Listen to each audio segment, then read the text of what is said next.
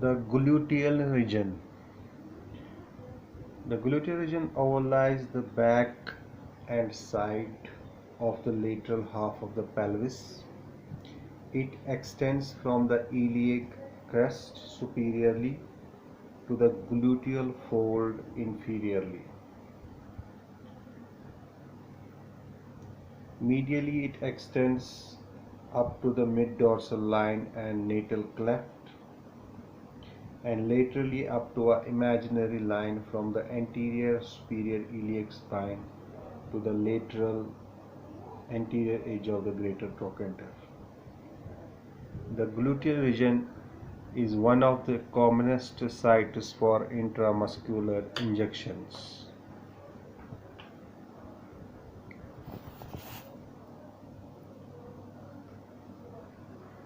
The superficial fascia in the gluteal region is thick and contains abundant subcutaneous fat. The cutaneous nerves of the gluteal region are derived from the several sources. These are upper anterior quadrant. It is supplied by lateral cutaneous branch of subcostal nerve and lateral cutaneous branch of iliohypogastric nerve. Upper posterior quadrant is supplied by dorsal rami of upper three lumbar nerves and dorsal rami of three sacral nerves. Lower anterior quadrant is supplied by posterior division of lateral cutaneous nerve of thigh, and lower posterior quadrant is supplied by posterior cutaneous nerve of thigh and perforating cutaneous nerve. The cutaneous arteries are derived from the superior and inferior gluteal arteries. The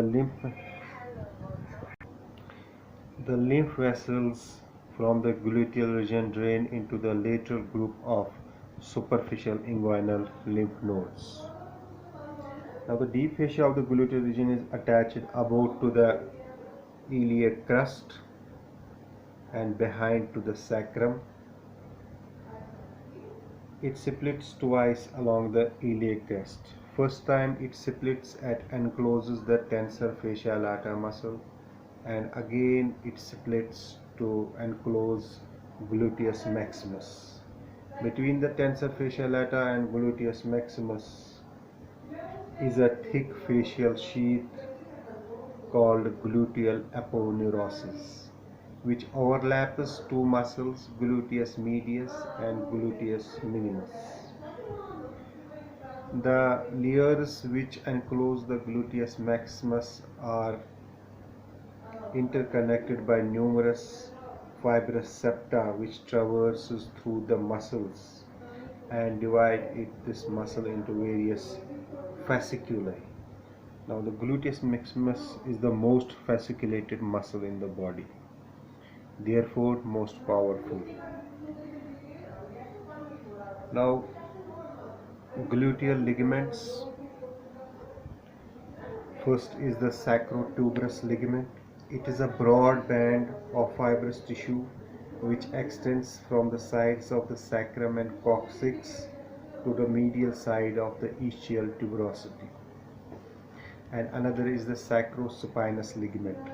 It is a triangular sheath of fibrous tissue which extends from the ischial spine to the side of the sacrum and coccyx. The sacrotuberous and sacrospinous ligaments convert the greater sciatic notch and lesser sciatic notch into greater sciatic foramen and lesser sciatic foramen respectively. The greater sciatic foramen is a passageway for structures leaving the pelvis and entering the gluteal region. For example, sciatic nerve, superior and inferior gluteal vessels. The lesser sciatic foramen is passageway for structures entering the perineum, for example pudendal nerve and pudendal vessels.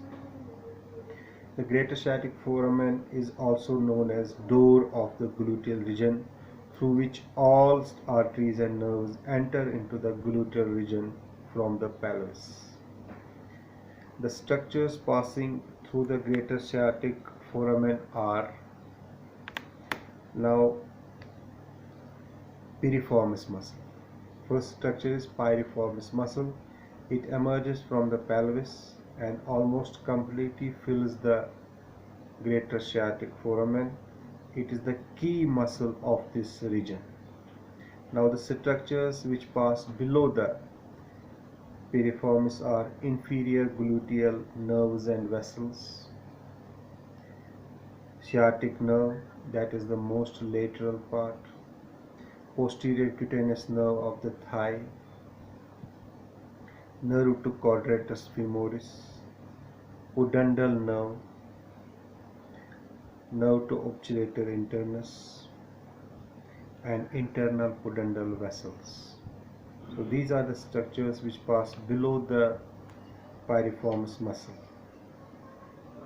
The three structures, that is the pudendal nerve, internal pudendal vessels, and nerve to obturator internus, cross the dorsal aspect of the ischial spine and adjoining part of sacrospinous ligament and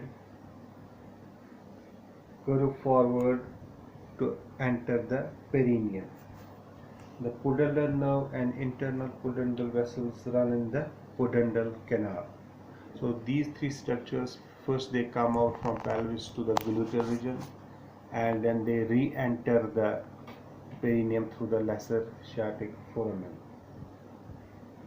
The structures now which pass through the lesser sciatic foramen are tendon of obturator internus, nerve to obturator internus, internal pudendal vessels, and pudendal nerve.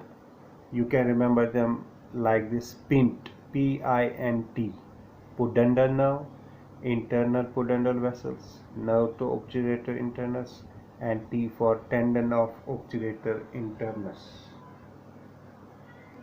Now muscles of the gluteal region.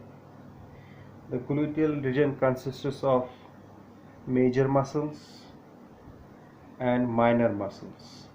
The major muscles are gluteus maximus, gluteus medius, gluteus minimus, and tensor fasciae lata. And the minor muscles are piriformis, superior and inferior gemelli, obturator internus, quadratus femoris, and obturator externus. So these are the major muscles: gluteus maximus, medius, minimus. Minor muscles are piriformis, obturator internus with two gemelli, superior and inferior gemelli, quadratus femoris. Now gluteus maximus. Gluteus maximus is the largest, most coarsely fibered and most superficial gluteal muscle.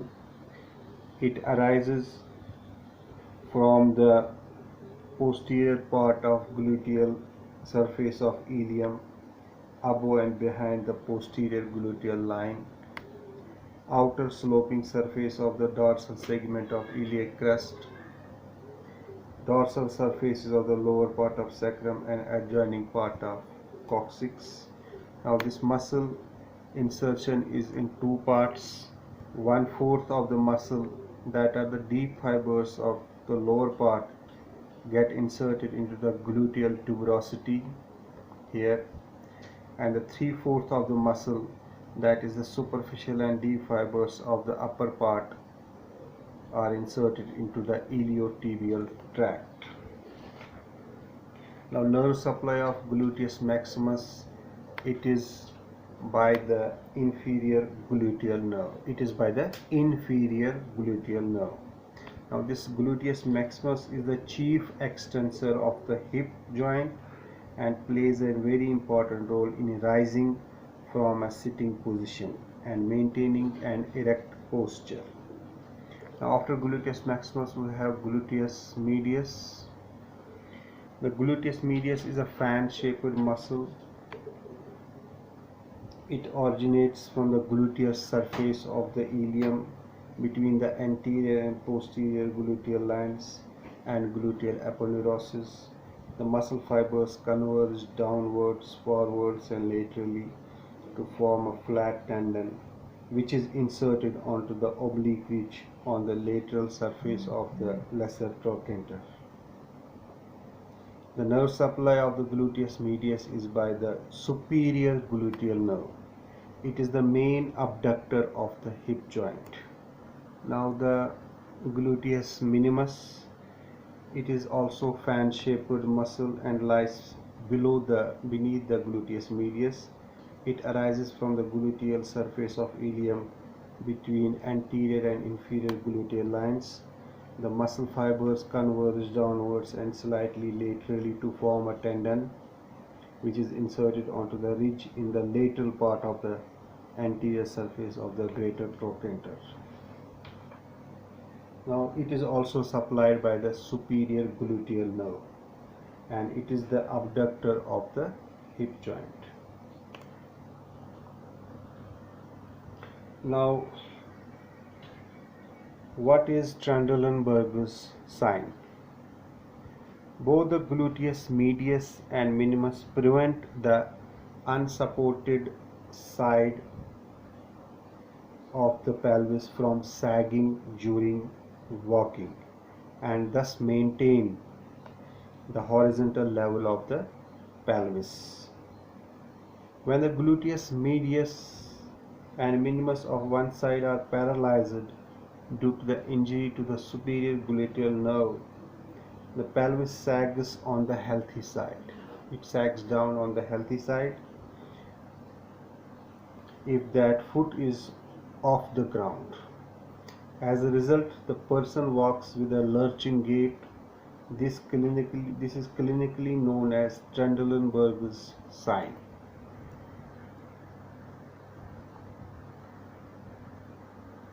Now, arteries of the gluteal region are superior gluteal artery, inferior gluteal artery, and the nerves of the gluteal region are superior gluteal nerve, inferior gluteal nerve, sciatic nerve, and posterior cutaneous nerve of the thigh.